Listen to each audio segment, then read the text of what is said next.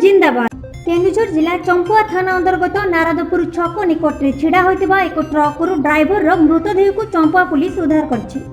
गाड़ीर driver गाड़ी भितर शोइथिया बेले आज सकाळे अनेक समय जाए गाड़ीर कबाट न खोलिबा और ड्राइवर बाहर को न बाहरिबारु लोके संदेह प्रकाश करी पुलिस को खबर देथिले। खबर पाई पुलिस घटनास्थल में पहुंची गाड़ीर कबाट भांगी गाड़ी भितर शोइथिबा अवस्था रे ड्राइवर मृतदेह को उद्धार करिछि। मृत ड्राइवर नाम राजेश मुदुली। तार घर पजंग थाना अंतर्गत बड़ पଳାଶୁଣୀ ग्राम रे शोइथिबा अवस्था रे तार मृत्यु होइथिबा अनुमान करा जाउछि। चंपुआरु ममता सेनापति की रिपोर्ट, जनता जिंदाबाद।